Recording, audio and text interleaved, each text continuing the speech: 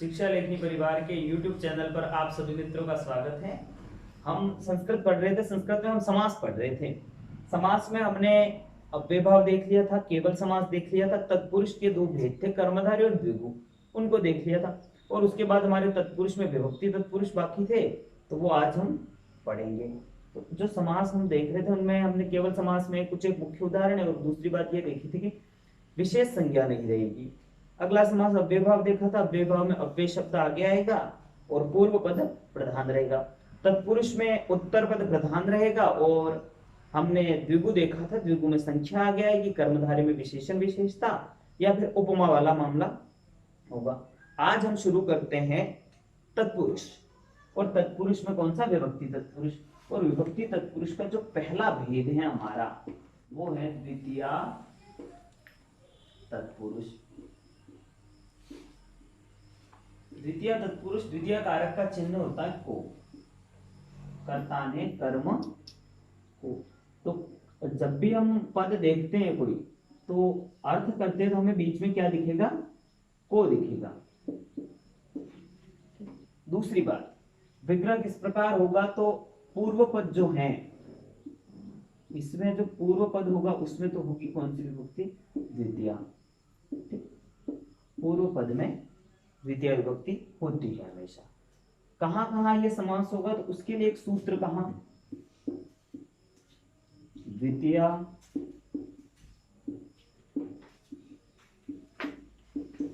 श्रितातीत पतित गतात्यस्त प्राप्तापन्नैः।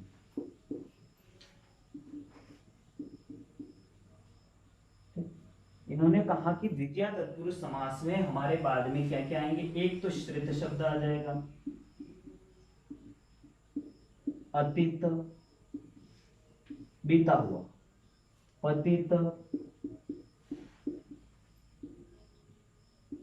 गत, अत्यस्त, प्राप्त और आपन्न। श्रित, अतीत, पतित, गत, अत्यस्त, प्राप्त और आपन्न, इन शब्दों के साथ द्वितीय तत्पुरुष समास होगा। जैसे उदाहरण हम देखें,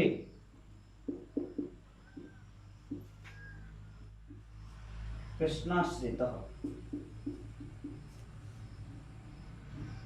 कृष्णाश्रितः, कृष्णाश्रितः, श्रितः दिख रहा है तो द्वितीय तत्पुरुष। और द्वितीय तत्पुरुष में जब भी विग्रह करो तो पहला जो पद को द्वितीय विभक्ति में कृष्णम आश्रितः या श्रित, कृष्ण को आश्रित।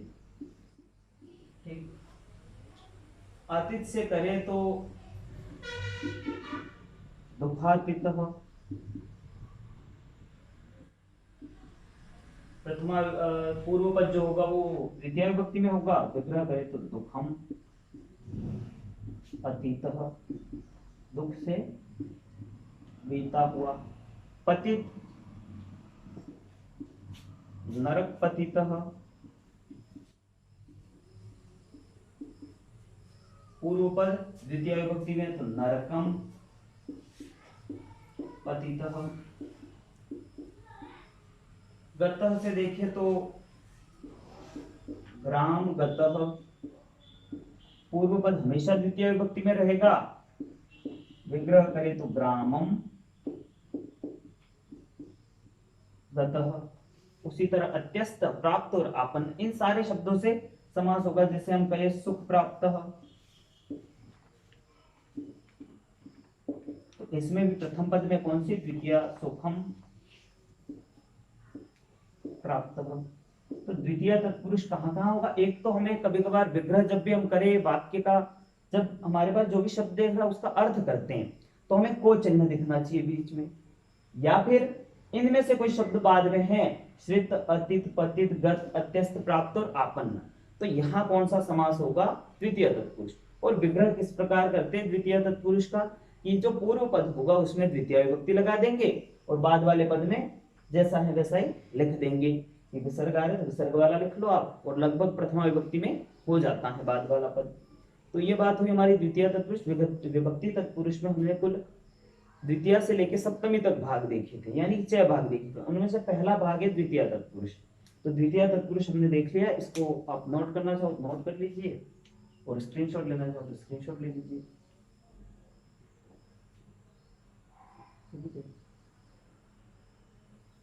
द्वितीय तत्पुरुष खत्म। अब हम शुरू करते हैं तृतीय तत्पुरुष।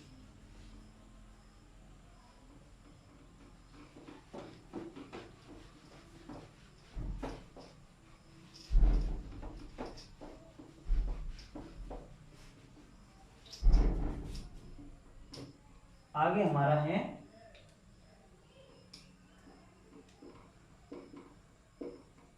तृतीय तत्पुरुष। तृतीय तत्पुरुष में या तो हमें के द्वारा, अर्थात के द्वारा दिखेगा। एक तो हमारे द्वितीय तृतीय का कारक चिन्ह होता है के द्वारा, तो जब भी हम शब्द का अर्थ करने की कोशिश करते हैं तो हमें दोनों के बीच में के द्वारा दिखेगा। दूसरी बात, विग्रह करते हैं तो पूर्व पद में कौन सी विभक्ति? तृतीय विभक्ति।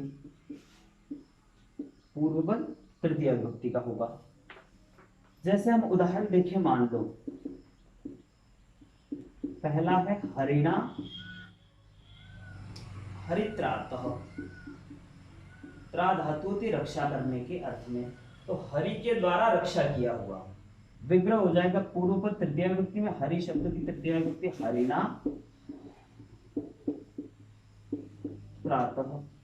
दूसरा देखिए हम गुरुपालितः, गुरु के द्वारा पाला हुआ। विभक्ति तृतीय लगानी है, गुरुणा पालितः। ठीक। अगला है नख भिन्न। मान लो कहे हम, नख कहते हैं नाखूनों को, भिन्न यानी कि टूटा हुआ या फिर फाड़ा हुआ, तो नाखूनों के द्वारा फाड़ा हुआ। विभक्ति प्रथमा तृतीय। नखई ही क्यों हुआ? नाखून फिर बहुवचन हो गया, तो बहुवचन में हमें राम की तरह चलाएंगे, राम रामाभ्याम रामई। तो रामेण रामाभ्याम रामई, तो नखेन नखाभ्याम नखई, तो नखई ही भिन्न। ये होता है दंड घटः, दंड खंड। दंड कहते हैं डंडे को, और खंड यानी टुकड़ा किया हुआ, डंडे के द्वारा टुकड़ा किया हुआ, तो दंडेन। तो यहाँ तृतीय तत्पुरुष होगा। और कहाँ होगा?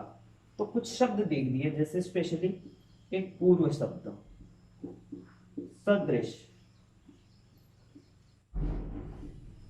कलह,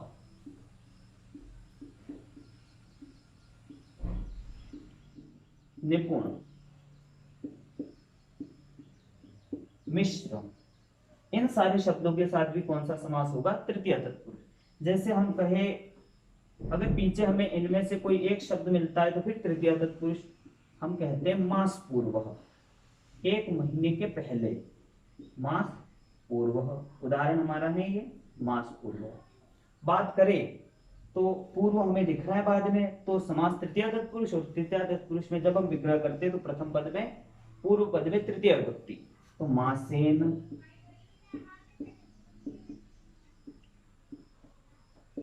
पूर्व। हम कहे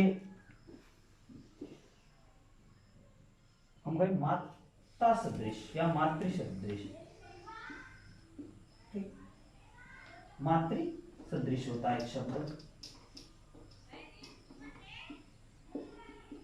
मातृ सदृश, माता के समान, मातृ सदृश माता के समान। यहाँ भी हमें सदृश शब्द दिख रहा है, तो फिर तृतीया, और जब भी मातृ शब्द की तृतीया विभक्ति एक वचन करते हैं तो मात्रा सदृश। उसी तरह पितृ सदृश होता है, पिता के समान, तो पित्रा सदृश। कलह करें हम तो वाक कलह, वाणी के द्वारा किया गया कलह। कलह शब्द से तृतीया, तो वाक शब्द में जब हम करते हैं तो वाचा कलह। उसके बाद में निपुण शब्द से भी तृतीया होगी, और मिश्र से, जैसे गुड़ मिश्र, गुड़ मिश्र करें तो फिर तृतीया इसमें और मिश्र पीछे दिख रहा है तो तृतीया तत्पुरुष। और गुड़ शब्द में जब करते हैं तो गुड़ेन मिश्र, गुड़ेन मिश्र। निपुण से करें तो यहाँ लिख देता हूं मैं कुछ उदाहरण। आचार निपुण, आचरण में निपुण या व्यवहार में निपुण। तो तृतीया करेंगे तो तृतीया विभक्ति आचारेण और निपुण। तो तृतीया तत्पुरुष कहाँ कहाँ होगा? एक तो के द्वारा अर्थ में, जहां भी बीच में हम तोड़ने को, हरित्राता हरि के द्वारा रक्षित, गुरु पालित गुरु के द्वारा पाला हुआ, नख भिन्ना नाखूनों के द्वारा किया हुआ चिन्ह भिन्न, और उसके बाद में पूर्व सदृश कलह निपुण मिश्र, इनमें से कोई बाद में एक शब्द दिख जाए तो फिर तृतीया तत्पुरुष। और फिर विग्रह जब करते हैं तो पूर्व पद में हमेशा तृतीया विभक्ति आएगी। तो ये हमारा था तृतीया तत्पुरुष। इसके स्क्रीनशॉट ले लीजिए।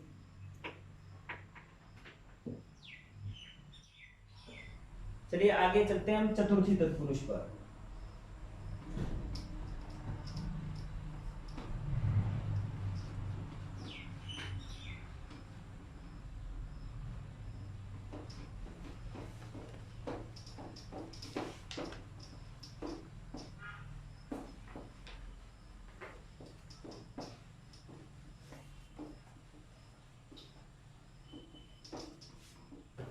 ठीक, हमारा अगला है चतुर्थी तत्पुरुष। चतुर्थी तत्पुरुष एक तो होता है केलीय अर्थ में, चतुर्थी तत्पुरुष एक होता है केलीय अर्थ में, और दूसरी बात करें तो प्रधान पद कौन सा होगा, मतलब विभक्ति किस हिसाब से, पूर्व पद में हम प्रयुक्त करेंगे चतुर्थी विभक्ति। ठीक, अब बात करें इसमें एक सूत्र दे रखा, सूत्र लिखे ना लिखे तो हम सीधे शब्द लिख देते। बलि हित सुख रक्षित। अगर इनमें से कोई शब्द हमें पीछे दिख जाता है, बदली हित सुख रक्षित, तो फिर भी हमारा कौन सा समास होगा, चतुर्थी तत्पुरुष। और विग्रह में हम क्या करेंगे, पूर्व पद में चतुर्थी विभक्ति। जैसे हमने कहा, मुख्य उदाहरण इसका मिलता है भूत बलि ही, भूत बलि ही उदाहरण है। विग्रह होता भूतों के लिए बलि, बहुवचन है तो फिर चतुर्थी के बहुवचन में भूतेभ्यः बलि। लगभग आपके विग्रह नहीं पूछेगा, आपसे पूछता है कि समास कौन सा है। हमें बस ये ध्यान रखना है कि बलि हित सुख और रक्षित ये शब्द पीछे आ रहे हैं तो फिर हमारा समास कौन सा होगा, चतुर्थी तत्पुरुष। जैसे हमने कहा गोहितम, गोहितम गायों के लिए हित, तो गोभ्यः हितम। कहते हैं गो सुखम, गायों के लिए सुख, तो गोभ्यः सुखम। गोरक्षितम,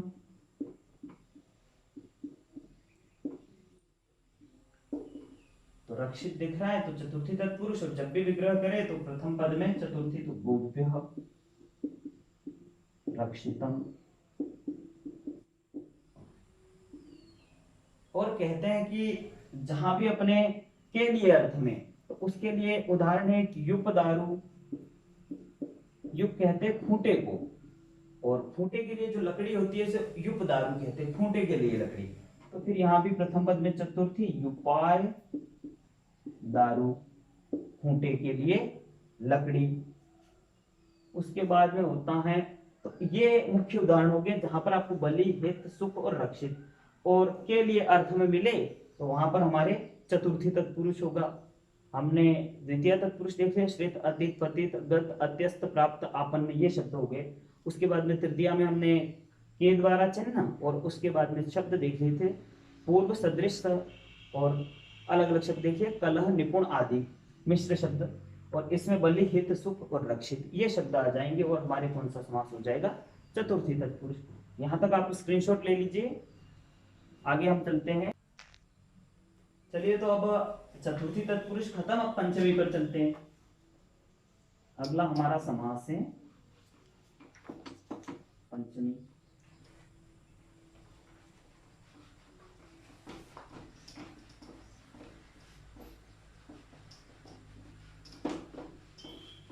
पंचमी तत्पुरुष सबसे सरल और सबसे बढ़िया। पंचमी तत्पुरुष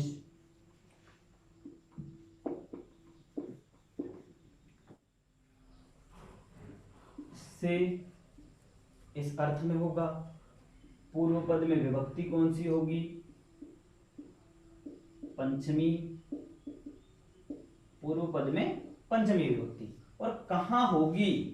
तो भय अर्थ वाली धातुओं के साथ। भय अर्थ वाली धातुओं के साथ।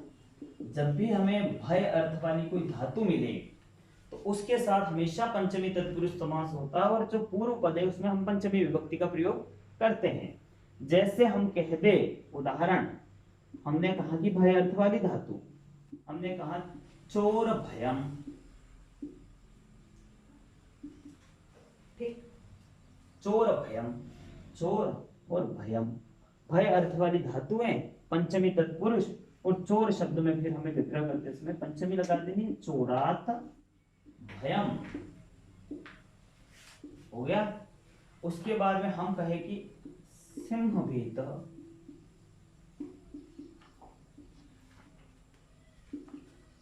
सिंह भीत, शेर से डर, भय अर्थ वाली धातु है भीत, तो यहां भी पंचमी, सिंहात भीत, सिंहात भीत, सिंहात भीत, सिंह भीत, सिंहात भीत।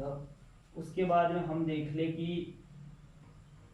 चोर भयम हो गया, सिंह भयम हो गया,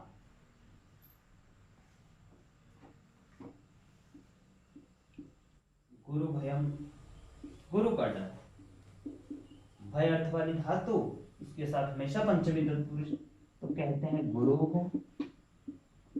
भयम, गुरु से डर। बस पंचमी तत्पुरुष में ये ध्यान रखना है कि एक तो से चिन्ह, पूर्व पद में पंचमी विभक्ति का प्रयोग, और अगली बात भय अर्थ वाली धातु के साथ हमेशा पंचमी तत्पुरुष समास होगा। भय अर्थ वाली भय आ गई, भीतर, ये सारी धातु आ गई, यहाँ हमेशा पंचमी तत्पुरुष। तो पंचमी तत्पुरुष में बस इतना ही मामला है कि भय अर्थ वाली धातु जहां भी दिखे तो हमारे फिर पहचान जहां भी जाए वहां पर कहाँ जाके अटक जानी चाहिए कि पंचमी तत्पुरुष। ये स्क्रीनशॉट ले लिया हो तो आगे हम षष्ठी तत्पुरुष पर चलते हैं।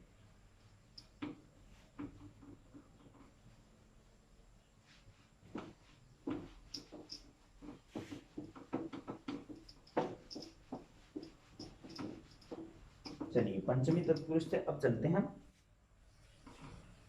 षष्ठी तत्पुरुष। षष्ठी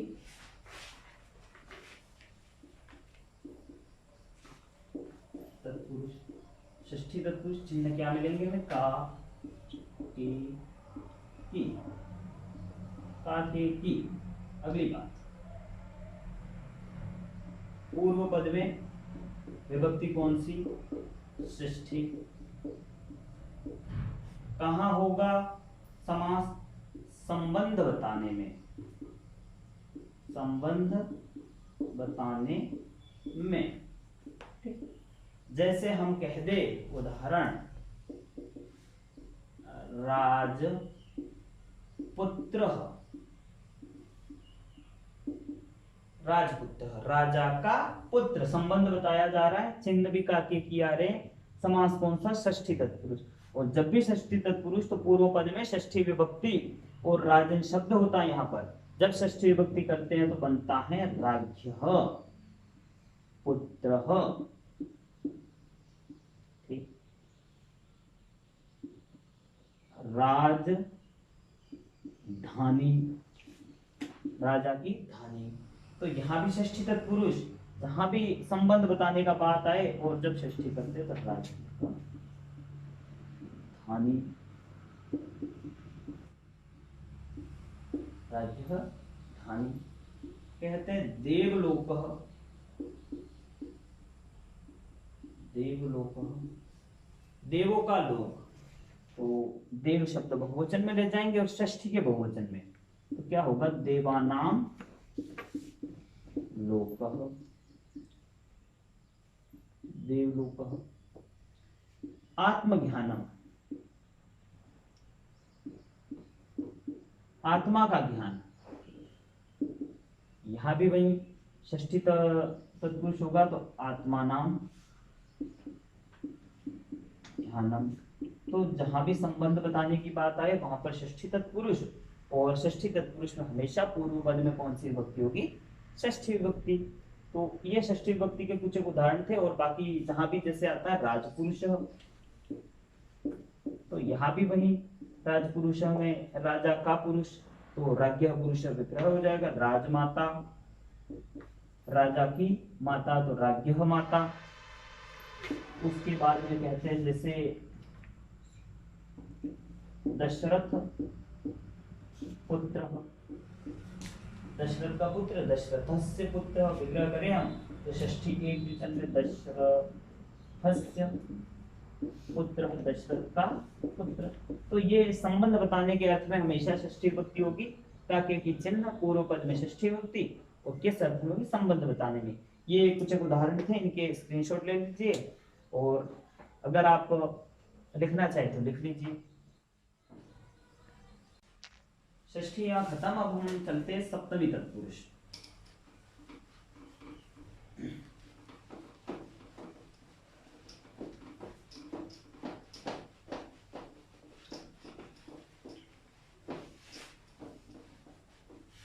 चलिए तो चलते हैं हम सप्तमी तत्पुरुष की तरफ। सप्तमी तत्पुरुष में क्या होगा, सप्तमी तत्पुरुष एक तो होगा मैं चिन्ह, दूसरी बात पूर्व पद में विभक्ति सप्तमी, पूर्व पद में विभक्ति सप्तमी। ठीक, अगली बात करें हम, पूर्व पद में विभक्ति सप्तमी हो जाएगी, और कहां कहां होगा, तो शोंड शब्द, अगर शोंड शब्द पीछे दिख रहा है तो वहां धूर्त, चपल, निपुण, पटुः, कुशल,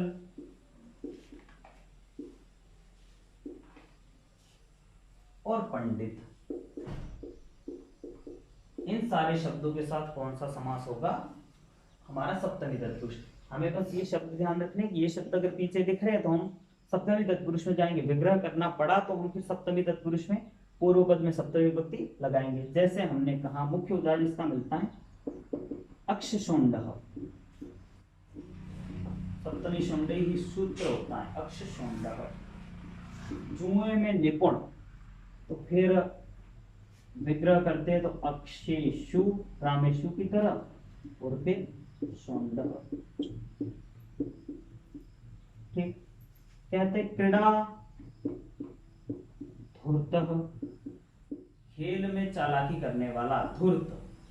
तो सप्तमी विभक्ति प्रथम पद में क्रीडायाम, रमा की तरह शब्द चलते हैं तो रमायाम की तरह क्रीडायाम, धूर्तः। ठीक, उधर करते हैं वाक् निपुण, वाक् निपुण, बोलने में निपुण, वाच, वाच शब्द से तृतीया सप्तमी तो वाची, निपुण बोलने में निपुण। इसके अलावा एक शब्द होता है प्रवीण, शब्द से भी होता है कि किसी काम में कोई प्रवीण है। जैसे हम कहे व्याकरण पंडित, व्याकरण में पंडित, तो फिर सप्तमी पंडित दिख रहा हमें। एसटीसी में पिछली बार वाला यही से बैठा था क्वेश्चन, व्याकरणे पंडित, व्याकरण में पंडित। उसके बाद कहे हम धावन कुशल,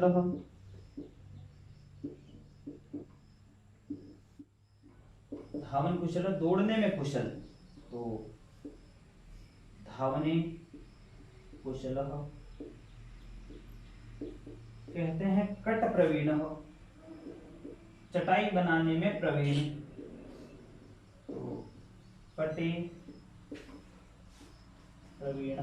तो ये सारी, अगर हमें तो बस ये शब्द ध्यान रखने, शौंड, धूर्त, चपल, निपुण, पटु, कुशल, पंडित और प्रवीण, इनमें से कोई शब्द आता है तो फिर हमारा कौन सा समास, सप्तमी तत्पुरुष। और विग्रह जब भी करना पड़े तो पूर्व पद में सप्तमी विभक्ति लगा दीजिए, आपका विग्रह हो जाएगा। तो हमारे जो समास के भेद थे, तत्पुरुष के विभक्ति तत्पुरुष में अलग अलग, वो सारे समाप्त हुए। अब बच गए हमारे दो समास, एक तो द्वंद्व बच गया और एक बच गया हमारा बहुव्रीहि। तो आगे चलते हैं हम सप्तमी तत्पुरुष से द्वंद्व समास की तरफ।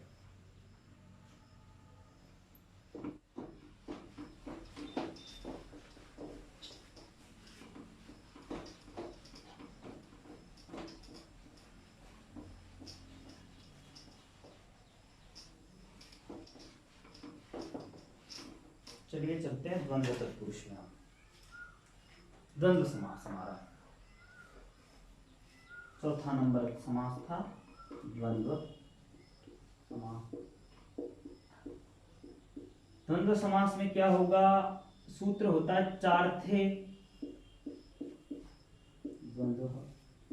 कहता है कि च अर्थ में द्वंद्व, च का मतलब होता है और, तो दोनों ही शब्द किससे जुड़े रहेंगे, च के द्वारा। च अर्थ में क्या होता है, द्वंद्व समास। दूसरी बात, पद कौन सा प्रधान, तो उभय पद, उभय पद प्रधान। उभय पद का मतलब होता है दोनों जो पद है वो प्रधान रहेंगे। और हमें समास की पहचान कैसे करनी, हमें दो पद एक साथ दिख जाएंगे। जैसे उदाहरणों से सीधे हम समझते हैं, द्वंद्व समास में बस एक तो पूछ लेता है कि द्वंद्व समास विधायक सूत्र, चार्थे द्वंद्व, च अर्थ में द्वंद्व, च का मतलब होता और। उभय पद प्रधान समास अर्थात दोनों ही पद प्रधान, दोनों पद। उभय पद का मतलब दोनों पद। हम देखिए जैसे राम लक्ष्मण,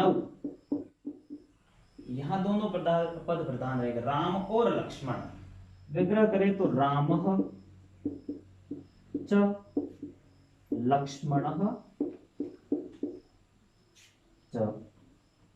कभी कभार इनकी जगह पर संधिया हो जाती है और हमें मिल जाता है रामश्च और लक्ष्मणश्च,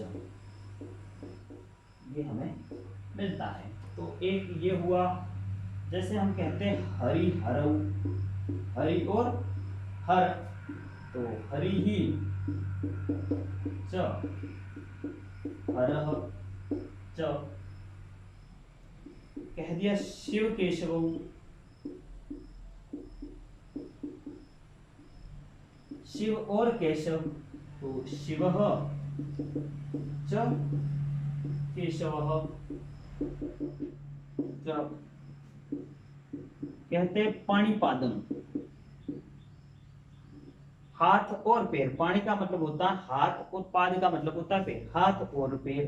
तो विग्रह जब भी करे तो पाणी ही च पादम, हाथ और पैर। पितरौ, पितरौ कहते हैं माता और पिता दोनों को, तो माता च पिता च। जैसे हमने कहा दंपति, पति और पत्नी के जोड़े को कहते हैं दंपति, तो पति च पत्नी, पति ही च पत्नी च। तो द्वंद्व समास में बस ये होगा, सूत्र होगा चार थे, तो च अर्थ में द्वंद्व समास होता है। उभय पद प्रधान होता है, दोनों ही पद आपको दो एक साथ दिख जाएंगे पद, जहां भी देखो आपको दो पद जुड़े हुए मिल जाएंगे, तो उसमें हमारा हो जाएगा द्वंद्व समास। आगे अगर हम बात करें द्वंद्व के बाद हमारा बहुव्रीहि समास होगा। चलिए बहुव्रीहि समास की तरफ चलते हैं, अंतिम समास है हमारा, और इसके बाद में समास खत्म।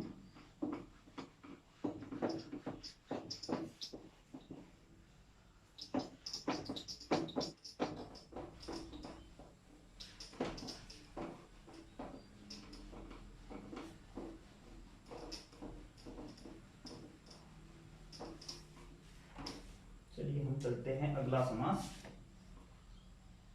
5वें नंबर का बहुव्रीहि समास। बहुव्रीहि समास में हमने देखा था क्या, अन्य पद प्रधान। अन्य पद प्रधान मतलब कि शब्द ऐसा आएगा आपके पास कि जब उसका अर्थ निकालोगे तो कोई अन्य अर्थ ही निकल के बैठ जाएगा। तो इस कंडीशन में बहुव्रीहि समास होता है, जहां पर दोनों जो पद दे रखे उनके अलावा कोई और अर्थ निकल रहा है। जैसे उदाहरण हम कहे कि दशाननः, दशानन का विग्रह करें तो दश आनन होता है, 10 मुख। और अगर विग्रह करे समास दशः आननानि, आनन शब्द नपुंसकलिंग में होता है और फलम फले फलानी की तरह आननम आनने आननानि रूप चलते हैं। दशः आननानि यस्य सह, 10 है सिर जिसके। तो कौन हुआ ऐसा, रावण। तो यहां बस ये होता है कि हमारा अर्थ जो होता है वो अलग निकल जाता है। जैसे हमने कहा लंबोदरः, लंब धन उदर, लंबा पेट, विग्रह करे लंब उदरः यस्य सः, लंबा है पेट जिसका, कौन हुआ, गणेश। बात करें पीतांबरः, पीतम अंबरः यस्य सः, पीतांबर पीत अंबर, पीला वस्त्र, पीतम अंबरः यस्य सः। इस कंडीशन में क्या माना जाएगा, कृष्ण। पीतांबर धारी कहते हैं कृष्ण को जो पीले वस्त्र धारण करते हैं। अब हमने पीतांबर है उसमें भी पढ़ा था कर्मधारे में कि पीला वस्त्र, इस अर्थ में हम कहते हैं कि पीतांबर वहां भी होगा कर्मधारे, और यहां भी हो रहा है हमारे बहुव्रीहि में। तो बात जब हम करें कि पीतांबर अगर समास पूछे, हमें पीतांबर शब्द दे दिया परीक्षा में और समास पूछ लिया, ऑप्शन आपके आगे तत्पुरुष, अव्ययभाव, द्विगु और कर्मधारय। तो इस कंडीशन में तो आपका कर्मधारय राइट है, लेकिन उसने यहां बीच में बहुव्रीहि भी डाल दिया और कर्मधारी भी डाल दिया। तो फिर हम प्रधानता किसे देंगे, बहुव्रीहि को, क्योंकि बहुव्रीहि को समासों का राजा कहते हैं। तो जब भी कोई ऐसा उदाहरण है जो बहुव्रीहि के साथ साथ किसी और समास में भी आ रहा है, तो उस कंडीशन में अगर दोनों ऑप्शन है तो हमें प्राथमिकता किसे देंगे, बहुव्रीहि को। और बहुव्रीहि को प्राथमिकता देने के बाद में कुछ बच जाए तो फिर हमें कर्मधारय हो जो भी हो वहां देनी है। जैसे हम कहते हैं दिगंबरः, दिशाएं हैं वस्त्र जिसकी, दिक् अंबरः यस्य सः, दिक् नहीं होता दिशम होता है, दिश्य अंबरः यस्य सः, दिशाएं हैं वस्त्र जिसके, कौन है ऐसा, शिव। तो ये सारे उदाहरण जहां पर अन्य अर्थ निकले, एक दंतः, विग्रह करे एकः दंतः यस्य सः, एक है दांत जिसका, कौन है सा, श्री गणेश। गजानन कहते हैं गज धन आनंद, गजानन गजः इव आननः यस्य सः, हाथी के समान मुख है जिसका, कौन हुआ, गणेश। तो जहां पर अन्य अर्थ निकले, जैसे कहते हैं चित्रगुहु, चितकबरी है गाय जिसकी, विग्रह करें चित्राः गावः यस्य सः, चितकबरी है गाय जिसकी। तो जहां भी हमें ऐसा मामला दिखे, यस्य सः दिखेगा विग्रह में और फिर अन्य पद प्रधान रहेगा, तो वहां हमारा हो जाएगा बहुव्रीहि समास। तो ये हमारे समास हो गए संस्कृत में कितने, 5 समास। अब अगर हम क्विक रिवीजन की बात करें कि संस्कृत में कितने समास, 5 समास। कौन कौन से, केवल समास, अव्ययभाव समास, तत्पुरुष समास, द्वंद्व और फिर बहुव्रीहि। और तत्पुरुष के 2 भेद, कर्मधारय और द्विगु, जिनको उसी के साथ गिना जाता है। और तत्पुरुष में विभक्ति तत्पुरुष द्वितीय से लेके सप्तमी तक। अगर अलग अलग बात करें, केवल समास में कोई संज्ञा नहीं होती, विशेष संज्ञा से भी निर्मुक्त होता है समास। और कुछ एक उसके गिने चुने उदाहरण थे, भूतपूर्व वागर्थ था, वो मैंने लिखवा दिए। आगे बात करें हम अव्ययभाव समास में, आपको क्या दिखेगा, आगे अव्यय शब्द दिख जाएगा। उसके बाद करें तत्पुरुष की बात, तो उसमें दो भेद हमने कर्मधारी द्विगु देखे थे। द्विगु में हमें क्या दिख रहा था, संख्या। कर्मधारी में क्या होता है, विशेषण और विशेष्य होता है, और उपमा और उपमेय होता है। अगर आगे बात करें विशेषण विशेष्य और उपमा उपमेय के बाद में हमारे विभक्ति तत्पुरुष हमने विस्तार से पढ़ लिए, किसमें क्या आएगा। द्वंद्व समास में हमें दो पद दिख जाएंगे, बहुब्रीहि समास में अन्य अर्थ निकल जाएगा। तो कुल मिलाकर ये जो 5 समास होते हैं, इनसे हमारे प्रश्न बनते हैं। हमें सीधे समास ढूंढने के लिए प्रश्न दे दिया जाता है, लगभग विग्रह नहीं पूछा जाता है। तो आप देख लेना ये सारे, और अगर यहाँ तक बच गया हो तो स्क्रीनशॉट ले लीजिएगा या फिर लिख लीजिएगा। और बाकी हमारे वीडियो को आप लाइक करते रहिए, अपने दोस्तों तक शेयर भी करते रहिए, और कमेंट्स भी करते रहिए, और हमारे चैनल को सब्सक्राइब करते रहिए। धन्यवाद।